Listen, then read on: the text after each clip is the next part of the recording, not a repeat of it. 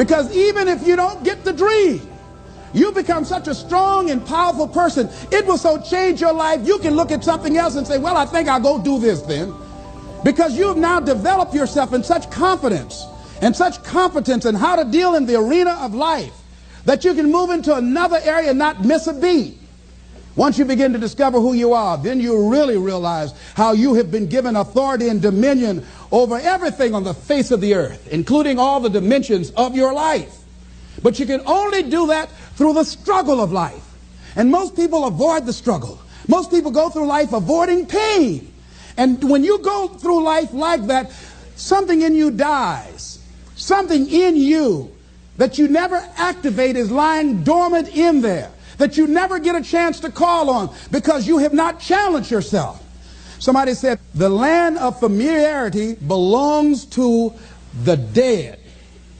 That most people like to feel like they're a king in the area of their comfort zone. They only want to do those things that they know how to do well. Osborne said, unless you attempt to do something beyond that which you've already mastered, you will never grow. So if you want to begin to grow, you've got to put something out here that you can't reach easily, that has got to make you stretch, got to make you jump for it, got to make you get back a little bit and dig in so that you can take a leap for it. And maybe you jump up there and you miss it and you skin your knees and you come back again and you bust your lip next time. But you keep on, and through that process, you learn how to leap higher. You start challenging yourself to dig deeper, and then you discover some things about you that you don't know right now. Some talents that you have in you that you didn't know that you can do. I started out just talking to kids, and now I'm speaking at corporations. Now I'm traveling. I didn't know I can do this, but had I not given myself a chance, and I'm saying to you, give yourself a chance. Here's something else. If you want to begin to make your stuff happen for you, I think that it's very important that you start trusting yourself. Listen to yourself. Listen to that still small voice within you. Don't try and make everything logical. There are some things about life that defies logic, that you just can't explain how the outcome is going to be. That once you begin to trust yourself and your ideas and your instincts, life takes on a whole new meaning, because now I want you to do that feeling that you are led. Just feel, I am led. I remember the worst speech I had ever given in my life. I let someone exploit a fear that I had. For years I had a tremendous inferiority complex because I'm not college educated. And this person knew this. And she said, let me write this speech for you. You're going to speak at Ohio State University. Those people are very educated there, and they're going to know when you make grammatical errors, and they're going to know because of the substance of your speech that you are not literate. I care about you. I don't want you to embarrass yourself. So this person proceeded to write a speech for me. I had a speech in my mind, but this person was stronger than I was negatively than I was positive about my own thoughts. And I gave my power away. With my permission, I allowed this person to guide me to do something that I really didn't want to do. But I didn't feel enough inner strength and conviction about my skills as a speaker and the message that I had to bring to stick by my guns. And I got up there at the Ohio Union, and I read this straight speech and did not move and did not take my eyes off the page because I'm not accustomed to reading. And after I finished, some people gave me a standing ovation because I read it extremely well, and I was very tense and I was very nervous. Ladies and gentlemen, don't give your power away. You don't need anybody to approve your dream. It was given to you. If they can't see it, it's because it wasn't given to them. It was given to you. Hold it, nourish it, cultivate it, work on it. It's yours. It's your baby. Work on it until it comes into fruition. I gave away my power, and I said, I'm not going to do that no more. Here's something else for those who make it today. Do what you know is right. Treat people like you want to be treated. Don't try and take any shortcuts. Don't try and cheat. Pay your dues up front. I believe, ladies and gentlemen, what goes around comes around. You can pay now, or you will pay double later. So do the right thing. there might be a tendency sometimes, because of the negative part of our consciousness and our own programming, for us to want to say, well, I'll just do it this time. It won't matter. Won't nobody know. Ladies and gentlemen, everything matters. And you know you're somebody. You know.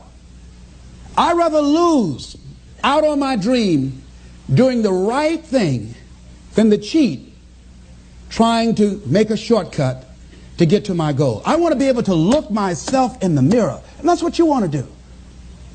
There's no saying, judge a man not by what he does, but by that he doesn't have to do. And to judge the true quality of a man is what do you do when nobody's looking. See, there's some good out there for you in the universe that has your name on it. And nobody can get your good. It has your name on it. They can't take your stuff. It's your stuff. So when you know that, when you know that whatever you're seeking, it's also seeking you, you don't worry. You don't run scared. You don't think somebody's going to take it from you.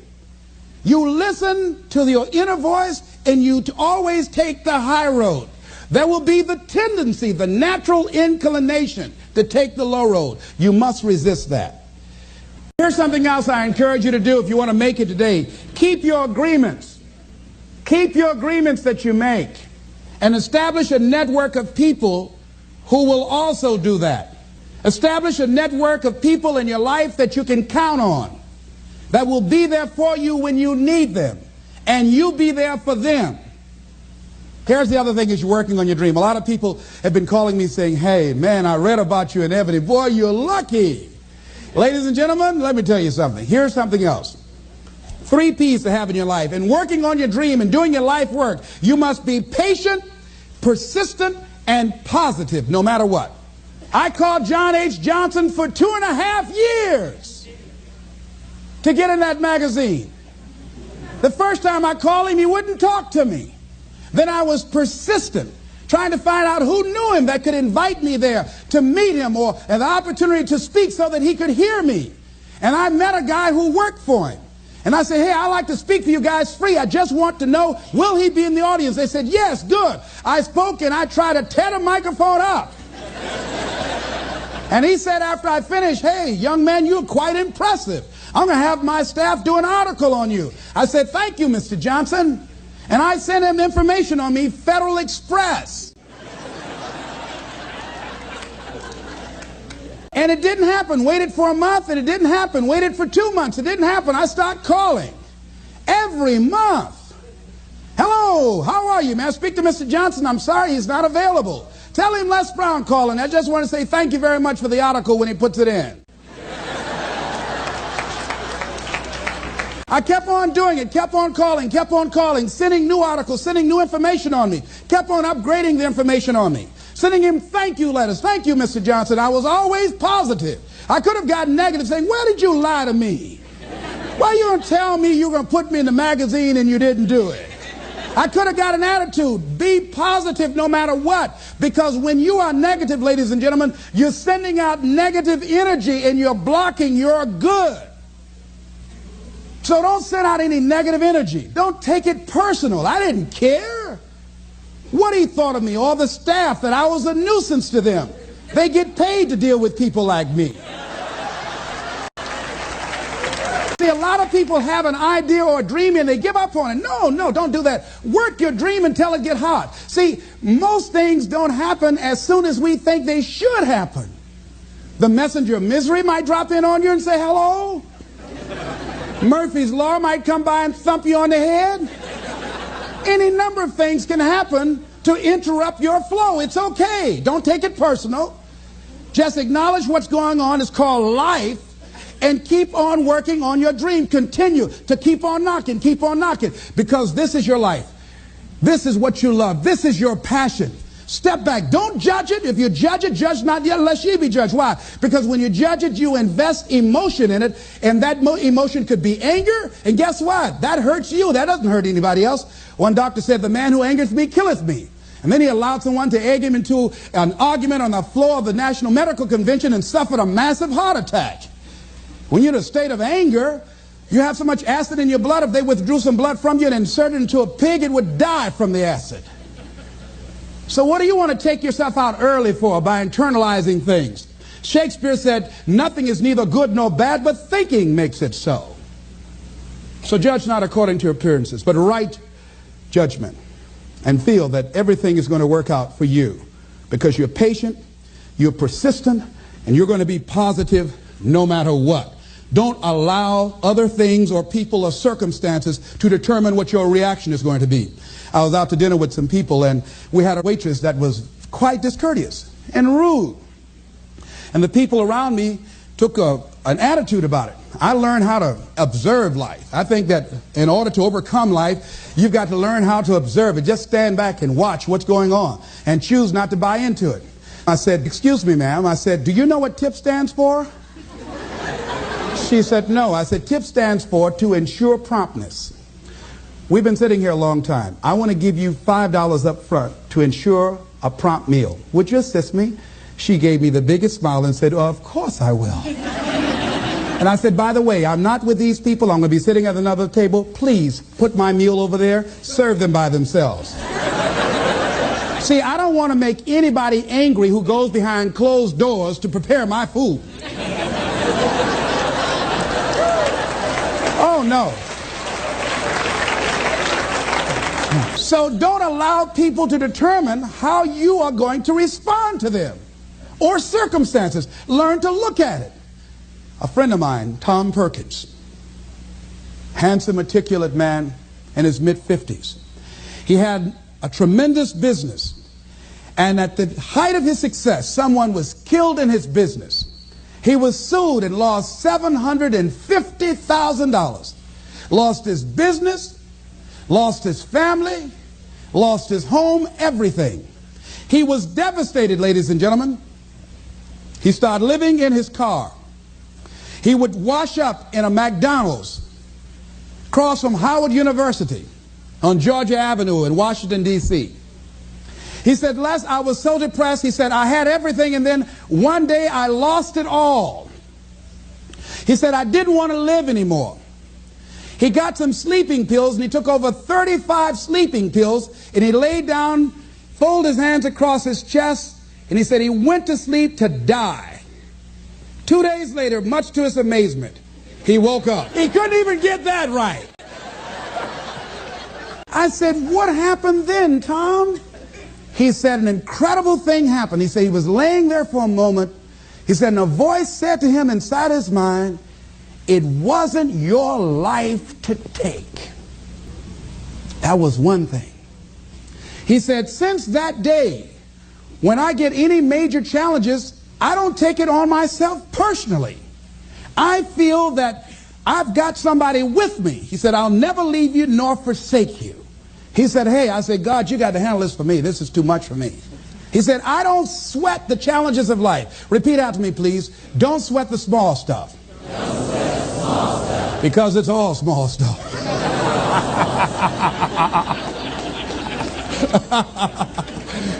See, whatever you're worried about, if someone call you right now and say, listen, you got 2 days to live, I'm telling you, you won't be worried about your bills, ladies and gentlemen. You won't be worried about whether or not somebody loves you or cheating on you because you're about to check out. Okay? So put things in perspective. Here's something else Tommy said that I think is important. He said that the voice also said to him, if you change your ways, I'll give you far more than you ever lost. Look at your life right now. If you want to keep on getting what you're getting, keep on doing what you're doing. You've got to be willing to change your ways. Your life is working. If you don't like what you have produced, you're a director, you are the star, you wrote this script. You produced this, whatever it is. If it's a hit, you produced it. If it's a flop, you produced it. Take ownership of it and decide to go back to the drawing board and rewrite the script that you are the star of. You have the power to do that. On this day, you can declare that I'm going to change. As you look back on your life, you can decide that I don't like what I produced here, and I want higher ground. I want to begin to experience more love. I want to have more adventure in my life. I want something that gives my life a sense of meaning. Ladies and gentlemen, I've been selected to head up a program called Project Life in Chicago, training thousands of kids. And I had the experience, we had our second session this past Monday. And to see these young people when they came in, and to see the young people and the parents and the community volunteers when they went out. One young man from the Cabrini Green housing projects who didn't want to be there, who came up and said, I want you to know I'm so glad to be here. And he said, I'll never be the same again. He said, thank you, Mr. Brown. He said, I just got to go now, but thank you, sir. I'll never be the same again. To see a letter I got from a young man who was in the Cook County Jail where I work on Monday morning. And this young man will not be out of jail for at least 50 years. At least 50 years. They gave him 100 years. This guy has shot at least 60 people that we know of and killed 10 at least. And this letter he wrote, he said, since listening to your tapes, he said, I have not changed, but I feel a different person in me. Over 70% of these young men are in there for murder. We wanted to have a two-pronged attack where we would train people on the outside and train those that are in the jails, because I believe if you cage them like animals and treat them like animals and they're out on the streets every 22 months, they're going to get out and act like animals and go back in like animals. So we said, let's take an approach. This gives me my life. This might be insane. But I felt so good. I believe, ladies and gentlemen, if we can accept the possibility of that this is the decade of consciousness. That's what I believe that this is. The decade of consciousness, if you please. A time where we can begin to create in folks' minds the idea, the possibility that we can create a more humane society, the possibility that we can create more love, communication, and understanding in relationships, the possibility that we can create the kind of respect for diversity and difference in our multicultural society, the possibility that we can begin to develop the mindset to bring out the best in people, to encourage them to achieve their greatness and support them in their dreams, that if we can, in this decade of consciousness, to begin to see and envision that happening, and that we all can play a role, that we were born for such a time as this, that we showed up for this, that we survived 1 out of 9 million sperms, and we have been chosen for this great work. Here's something else to recognize. Wherever you are on the ladder of life, and I was reading in Dr. Norman Vincent Peale's latest book called The Power of Positive Living, which I think is his greatest work. And he has something in there, a section called Comeback Power. Wherever you are in life, ladies and gentlemen, you've got comeback power. I don't care how low you are. I don't care what you have done. I don't care what you have experienced. I don't care how devastated your life might appear to be, the shambles it might be in. There's a power in you that can enable you to be stronger and better than anything that's out here. One man who came to the training, he was not a kid. And I knew he had a drinking problem, and he was looking at me, and I could smell alcohol on him. I said, excuse me, come here. He said, what is it? I said, let me tell you something. I want you to know you've got something in you that's stronger than that poison you're putting in your body. Do you understand me? And he was looking, he was backing up. He said, no. He said, I don't know, man. I said, it is. I said, that's why you're here. Something drew you here. And that which caused you to come, you said you want some help. And you need to be around some people that can help you get in touch with your power, because you know that your life deserves this. See, I think that the reason that we abuse ourselves with drugs and alcohol is that we're trying to numb something in us that's aching us, that's urging us, that's nagging us to do something bigger and better. It can't be because it tastes so good. That when we are deluding ourselves or polluting our minds, it numbs us where we don't have to face reality. Because we don't know what we've got going for us. See, once you discover who you are, the truth of knowing who you are will set you free from ever wanting alcohol, from ever wanting any kind of drug that's going to destroy who you are. Once you begin to know who you are, it will set you free from believing, I can't see myself doing any better. Once you discover this power, the perfect